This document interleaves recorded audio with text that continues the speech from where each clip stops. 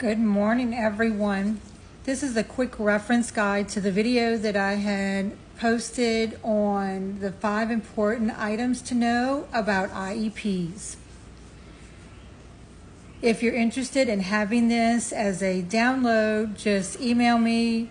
We'll get to that last page that has my information where you can find me. So let's go over this. Here's your visual. An IEP, an individualized education plan, provides information about resources that students will receive. So for those who are new, if you're working in special education, this is a term that you'll hear quite frequently.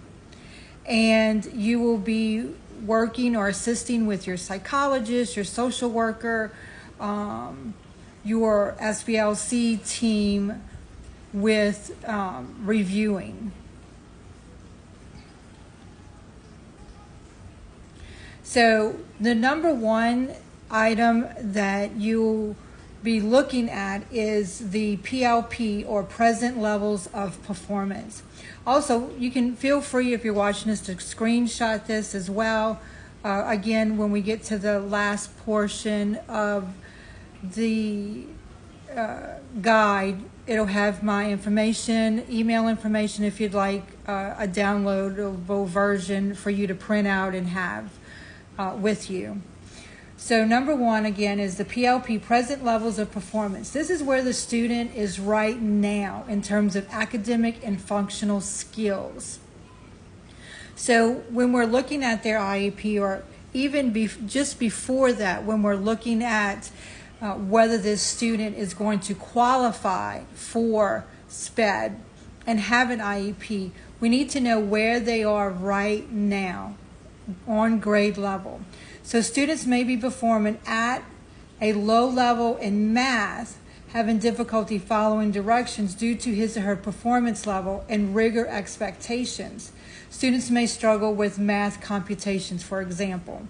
So if they're below grade level and they have a functional disability, based off the rigor expectations, this student may qualify for special education services and therefore need an IEP. Number two is measurable goals. These must include SMART goals. And if you're in education, you have heard about this, whether it was in your graduation program or going through professional development and setting those SMART goals. As a teacher, we also we are required to do this. So what are they? These are specific measurable goals expected to be reached within the academic year. So when we're writing IEP goals for our students, we're looking at what can they do, or what are we expecting them to do within a certain amount of time. So for instance, by the end of the year, student will improve reading fluency from 50 words per minute to 75 words per minute with 70% accuracy. So we're specific, right? What do we want them to do? Improve reading fluency. How are we going to measure that? Well, we're going to see if they can do it from 50 to 75. From 50 words per minute to 75 words per minute. Is it attainable? Absolutely. It's relevant. We know we need to be able to read, and we have it timed. We want it to be done by the end of the year.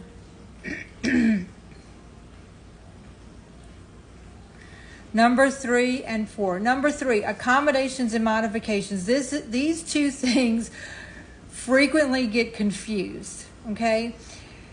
Changes made for a student to access curriculum and demonstrate learning. So accommodations is the adjustment of how students learn. And modification is the changes to what student is expected to learn, okay? For instance, An accommodation would be a student may receive extended time for testing. This is very useful for students who just need that extra bit of time. And it also not only is in testing, but can be in classroom work as well. And a modification is the student may receive a simplified version of the math test. So maybe you have 20 questions and 5 of them are the same.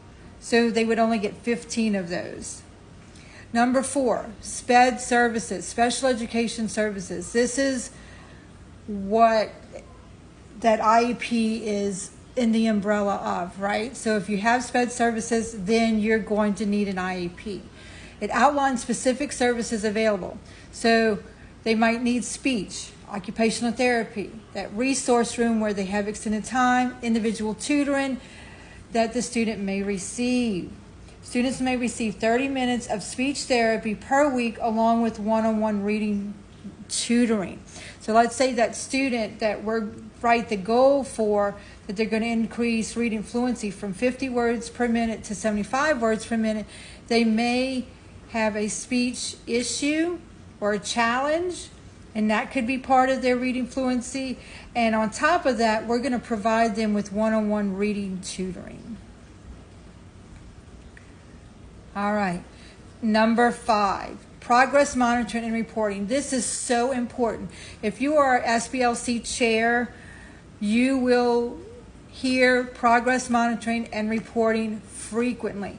If you are a special education teacher, you will be writing these goals and you will be progress monitoring and reporting what you're doing as well as what the teacher on record is doing. So this is how the student is progressing towards achieving those set goals, those SMART goals that we set. And we share that information with stakeholders during IEP meetings. So again, if you're a special education teacher, if you're a regular ed teacher, if you're a specials teacher, if you're part of SBLC, doing the referral to see if the student qualifies for SPED services, you'll hear these terms frequently.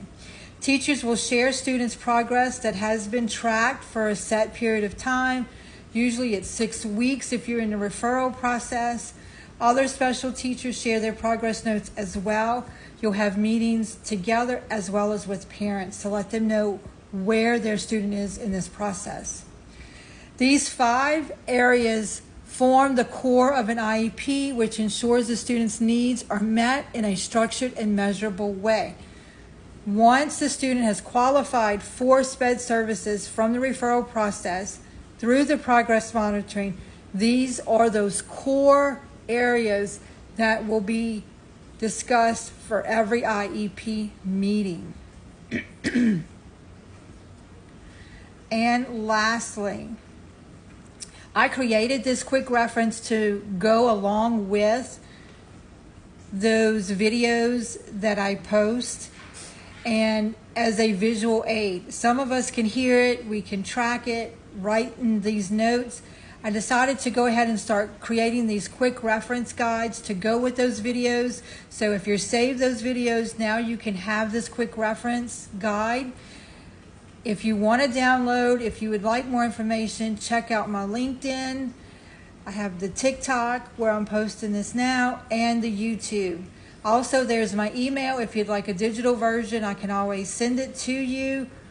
Just make sure when you're requesting a digital download, you specifically say, I'd like the IEP version, or I'd like the 504 plan, I'd like the SBLC, whichever version you would like, okay? And get them now while they're free and usable. I hope all of this helps. I hope y'all have a great day, and check out for more information later.